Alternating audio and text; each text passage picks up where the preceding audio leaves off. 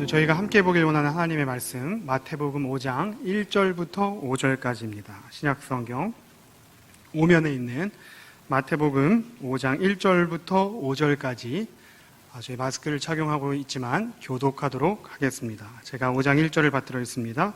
예수께서 무리를 보시고 산에 올라가 앉으시니 제자들이 나아온지라. 심령이 가난한 자는 복이 있나니 천국이 그들의 것임이요.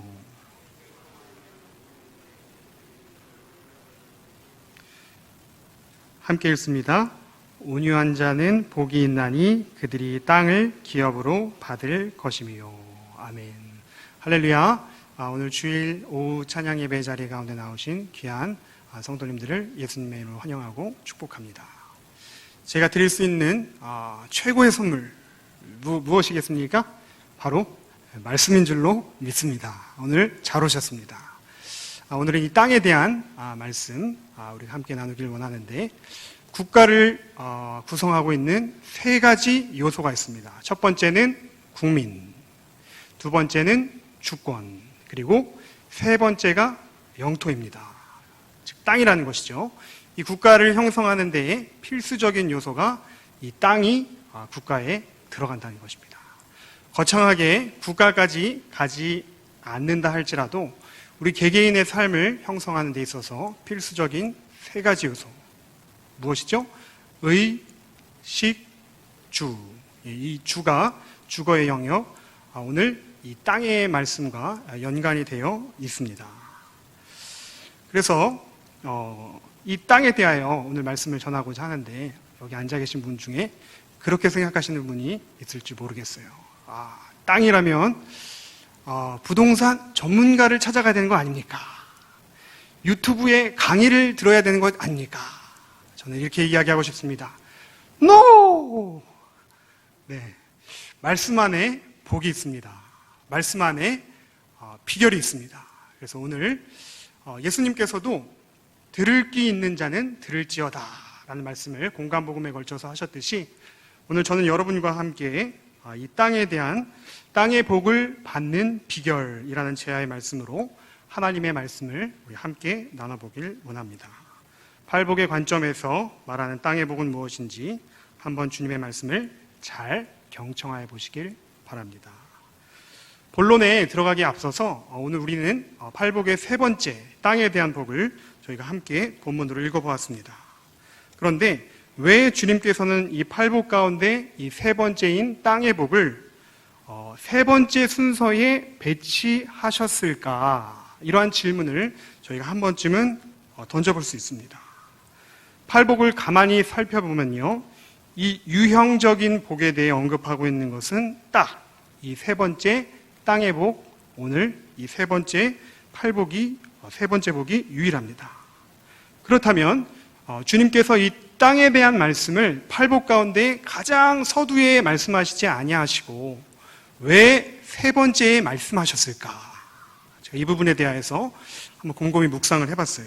첫 번째, 이 물질적인 복을 서두에 언급하면 사람들이 주님의 말씀에 집중하기보다 흥분한 나머지 그 뒤에 복들을, 주님의 팔복들을 이 주의가 분산될 것을 염려하셨을 것 같다라는 생각을 했습니다. 두 번째로는 이 땅의 복을 받기 위해서는 거쳐야 하는 단계가 있기 때문입니다. 팔복의 세 번째, 오늘 땅의 복.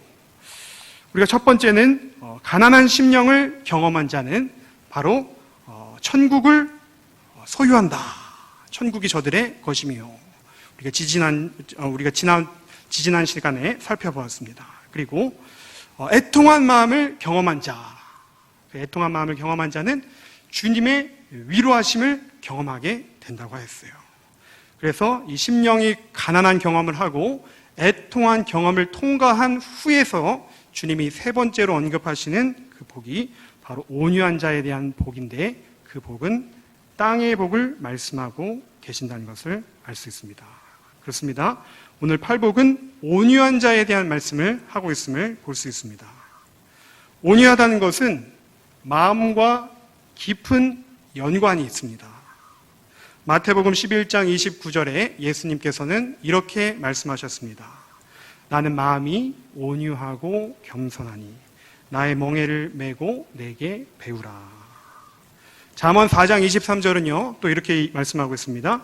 모든 지킬 만한 것 중에 더욱 내 마음을 지키라. 생명의 근원이 이에서 남이라. 한번 볼까요? 이 온유와 이 땅에 대한 관련된 성경의 사례 이 세 가지 부분을 함께 살펴보고자 하는데, 먼저 첫 번째로 이 사울과 다윗의 이야기입니다. 사울은 누구입니까? 그가 왕이 되었지만 결국 온유하지 못하여 땅을 잃어버리고 말았습니다. 반면에 다윗은 온유한 모습을 끝까지 소유하여 있고 그 결과 이스라엘의 땅을 얻게 되었습니다. 그뿐 아니라 점점 잘 되었죠.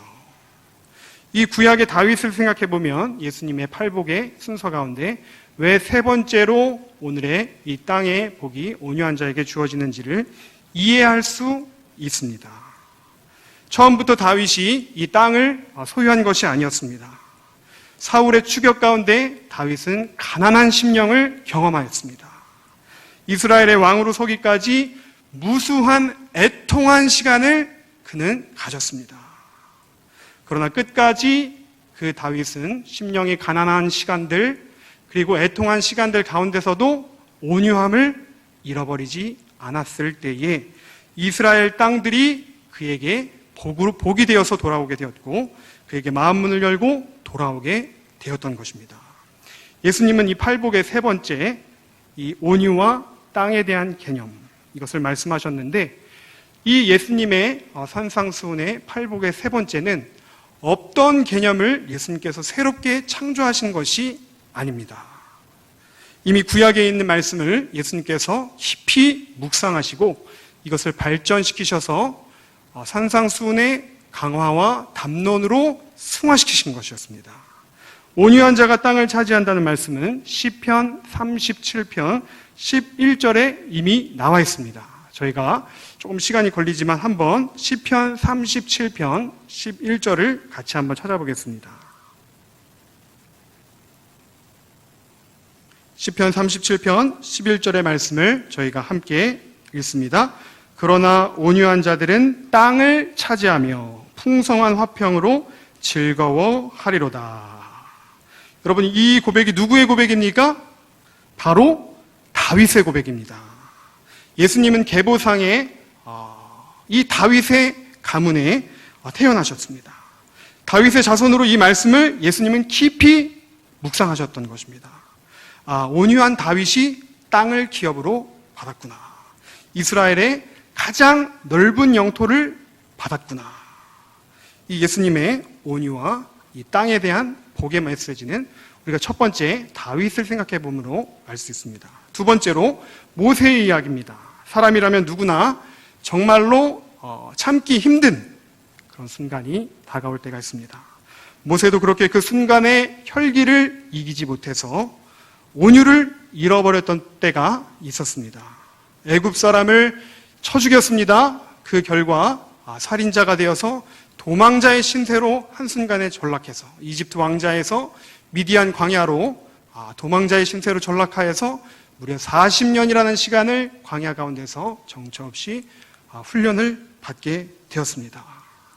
다시 하나님께서는 그 모세를 이집트로 부르셔서 출애굽을 인도하는 리더의 자리로 복권시키셨지만, 그런데 이 출애굽한 이후에 광야 가운데서 하나님께서 분명히 반석에게 명하여 물이 나게 하라고 하셨는데 모세는 그만 이 백성들이 끊임없이 우상을 숭배하고 자기를 비방하는 것에 분이 난 나머지 이 반석에게 명하지 않고 꽝꽝꽝 지팡이로 사정없이 이 반석을 내려쳤습니다.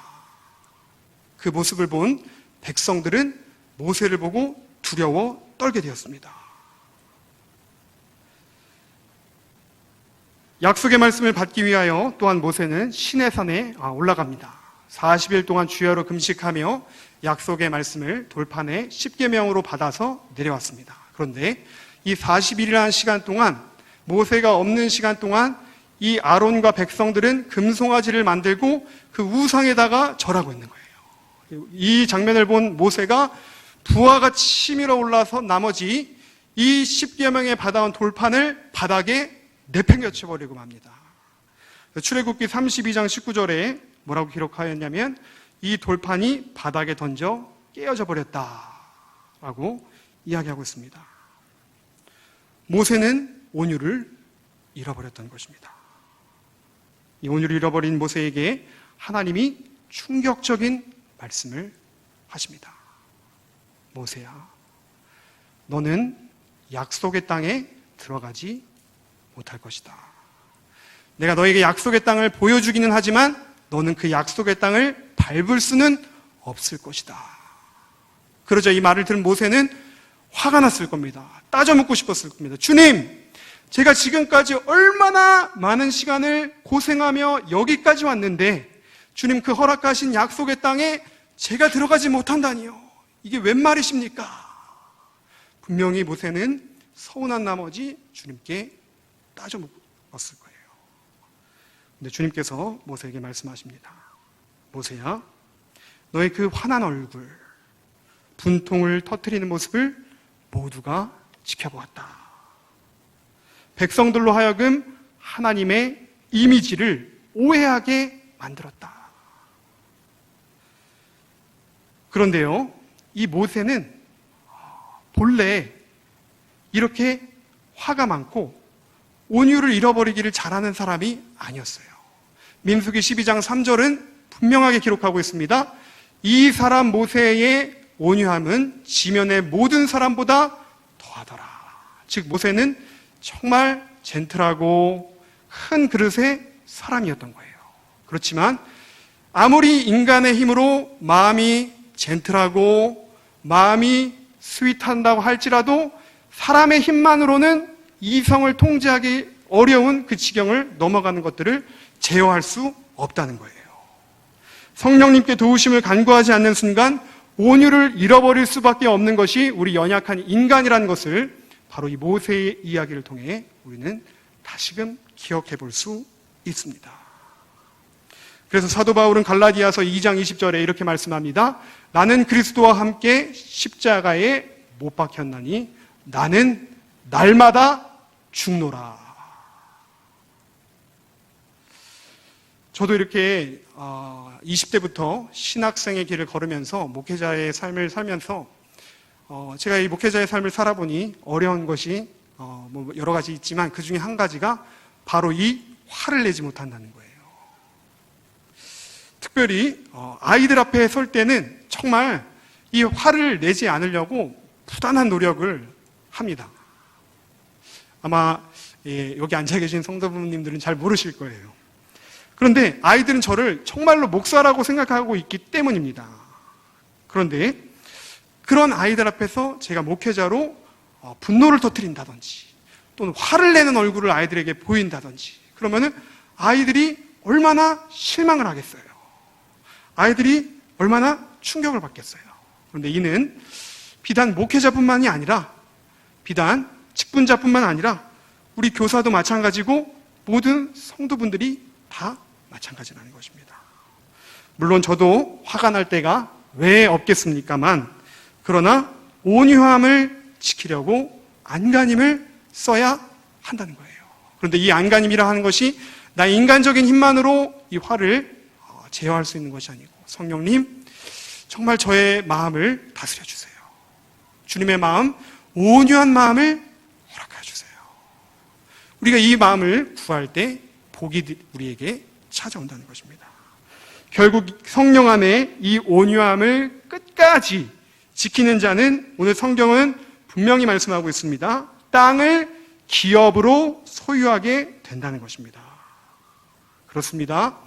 우리는 온유하지 못해서 이를 그르친 적이 많이 있음을 우리 인생의 경험을 통하여 살펴볼 수 있습니다.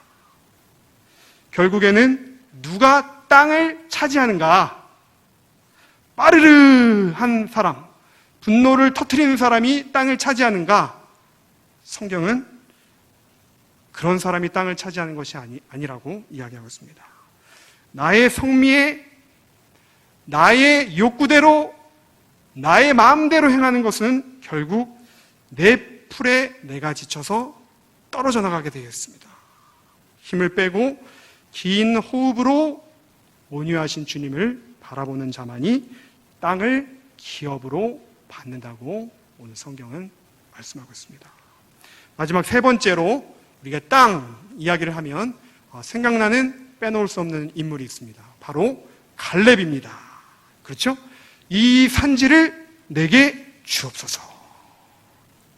그런데요, 이 갈렙이 가데스 바네아에서 여호수아와 함께 정탐꾼으로 가나안 땅을 정탐하러 가였을 때는 그의 나이가 40세였습니다. 그런데 그 정탐하고 밟은 땅을 하나님이 그 즉시 그에게 소유로 주신 것이 아닙니다.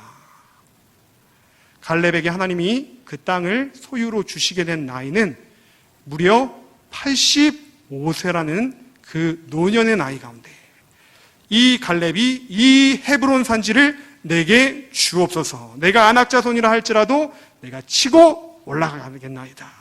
그래서 이 유서 깊은 영적인 땅인 헤브론을 받을 때까지 그는 45년이라는 시간을 온유하게 하나님을 바라보고 그 시간을 견뎠던 것입니다. 그 갈렙은 결국 그 땅을 소유하게 되었습니다. 오늘 말씀의 결론입니다. 하나님은 그들의 백성이 정처 없이 광야에서 죽음을 맞이하게끔 내버려 두시지 아니하셨습니다. 하나님께서는 젖과 꿀이 흐르는 땅, 약속의 땅, 가나안 땅을 분명히 그들에게 약속하셨습니다. 그리고 그 약속대로 이 이스라엘 백성들은 그 가나안 땅을 차지하게 되었고 12지파가 그 땅을 분배받게 되었습니다. 그렇지만 그 땅은 오늘 성경에서 말씀하는 온유와 관련이 깊음을 우리가 알아야 할 것입니다. 분통을 터뜨렸던 어른 세대가 그 땅을 차지한 것이 아니라 온유한 자녀 세대인 넥스트 제너레이션, 다음 세대들에게 소유되었다는 점을 우리가 기억해야 합니다. 온유함을 상실하였을 때에 하나님께서는 이스라엘을 디아스포라로 흩으셨지만 그들이 심령이 가난하여지고 애통함을 경험하고 하나님께 온유함으로 나아왔을 때에 하나님께서는 이스라엘이라는 나라를 다시금 수복시키시고 복권시키시고 나라를 재건하게 하셨습니다. 나의 대에 약속의 말씀이 성취되지 않는다. 그렇다면 반드시 주님께서는 나의 자녀에 대해서라도 그 말씀을 성취하시는 신실한 하나님이심을 믿으시는 여러분이 되시기를 축복합니다.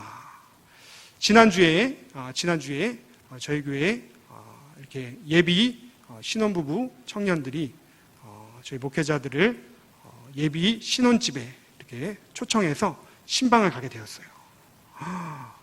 그런데 그 집에 가보았는데 집 앞에 성복천이 흐르는 거예요. 그리고 집 앞에 예쁜 카페가 있는 거예요. 하나도 안 놀라시네요. 그리고 정말 그 집이 너무나도 깨끗하고 제가 신방에 가봤던 집 중에 가장 아름다운 집 중에 하나였어요. 무엇보다 정말 놀랐던 것은 교회에서 가까운 곳에 위치하고 있었다는 거예요. 그런데 그 집 가운데서 이렇게 신방 예배를 드리면서 제 마음 가운데 주님, 그렇군요. 정말 이 가정의 이 예비 신혼부부의 부모의 그 온유한 기도를 주님께서 기억하시고 이 자녀에 대해 축복으로 열매 맺게 하셨군요. 신실하신 주님, 정말 당신은 놀라우신 분이십니다. 그렇게 정말 이 신혼부부가 그 신혼부부 그 청약이라고 하나요? 거기에 지원을 했는데 너무나도 좋은 조건에 하나님이 그들의 거할 장막과 처소를 예비해 놓으신 거예요. 그렇습니다. 저희가 인생을 살며 때로는 너무 많은 혈기와 분노로 우리가 빠르르 하는 감정을 주체하지 못할 때가 있음을 고백합니다. 또한 우리가 감정으로 인하여 온유함을 상실하고 저지른 죄가 너무나도 많이 있습니다. 그래서 우리는 고백하지요. 주님, 저의 힘만으로는 이 세상의 온갖 불의들, 부당한 처사들, 이해할 수 없는 일들을 감당할 힘이 제 안에는 없음을 고백합니다. 각박한 삶에 치여 환경이 나를 극단으로 몰아가는데 주님, 제가 이성적인 판단을 놓칠 때가 너무나도 많이 있음을 고백합니다. 주님 도와주세요. 주님의 마음을 저에게 허락해 주세요. 날마다 자아를 그리스도와 함께 못 받게 하여 주시옵소서. 그러잖아요. 이러한 기도를 할 때 주님께서 이러한 자들에게 복을 주시는데 어떠한 복이냐? 바로 분깃을 약속하신다는 것입니다. 분깃은 무슨 뜻이냐면 바로 기업과 동일한 뜻입니다.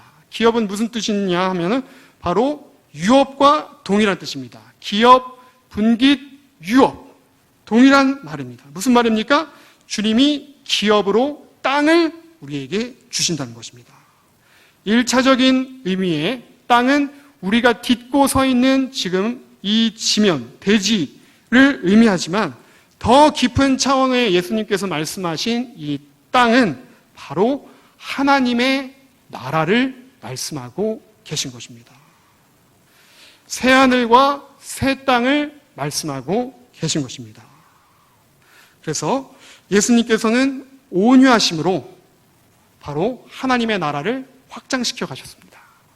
온유하신 예수님께서는 십자가를 받아들이심으로 자신의 희생하심으로 하나님의 지경을 확장시켜 가셨습니다. 사도 바울은 그가 문벌로, 학벌로, 백으로, 지식으로는 당대 최고의 지식을 자랑하였지만 그는 온유함으로 하나님의 나라를 확장시켜 갔던 것입니다. 나의 영원하신 기업, 생명보다 귀하다. 나의 갈 길 다가도록 나를 인도하소서. 주님, 제가 저희 자녀에게 어떠한 상속할 만한 유산은 없습니다. 어떠한 유업은 없습니다. 대를 물려 전수할 유산은 없습니다. 그렇지만 하나님 나라를 주님, 오늘 온유한 자가 선물로 받게 된다고 하였는데 오늘 그 온유한 자가 받게 될 하나님의 그 복을 제가 받고 저희 가정과 자녀 가운데 제가 물려주고 상속하는 그런 믿음의 부모가 되게 하여 주시옵소서. 이러한 간절한 사모함을 품으실 수 있는 저와 여러분 되시기를 축복합니다. 오늘 말씀을 맺습니다. 주님이 약속하신 그 온유, 땅을 복으로 주신다고 말씀하신 그 분복을 받기 위하여 오늘 우리에게 필요한 것은 바로 회개와 온유의 마음을 구하는 것일 것입니다. 온유란 마음과 연관이 되어 있습니다. 또한 이 온유의 마음의 종착점은 사랑에 귀결되게 되어 있습니다. 너무나도 공교롭게요. 우리가 함께 묵상하고 있는 매일 성경 큐티의 본문이 오늘 고린도전서 13장입니다. 그렇죠? 그런데 그 13장 4절에는 온유를 이렇게 설명하고 있습니다. 고린도전서 13장 4절입니다. 사랑은 오래 참고 사랑은 온유하며 사랑은 시기하지 아니하며 자랑하지 아니하며 교만하지 아니하며 무례히 행하지 아니하며 자기의 유익만을 구하지 아니하며 성내지 아니하며 약한 것을 참으며 불의를 기뻐하지 아니한다. 그렇습니다. 온유한 자는 복이 있나니 저들이 땅을 기업으로 받을 것이요. 이 말씀을 기억하시고 우리가 온유란 우리의 마음과 연결되어 있고 우리의 마음이 결국에는 온유의 품성의 귀결은 사랑이구나. 하나님, 주님의 사랑의 마음을 제 안에 담을 때 제 안에 모든 분노와 절제되지 않는 화와 컨트롤할 수 없는 나의 삶의 지경들이 다 물러가게 되고 끝까지 온유의 지경을 붙잡고 하나님께 나아갈 때에 하나님 나라의 그 귀한 땅을 분복으로, 기업으로, 유업으로, 유산으로 상속받으실 수 있는 저와 여러분이 되실 수 있기를 간절히 축원합니다.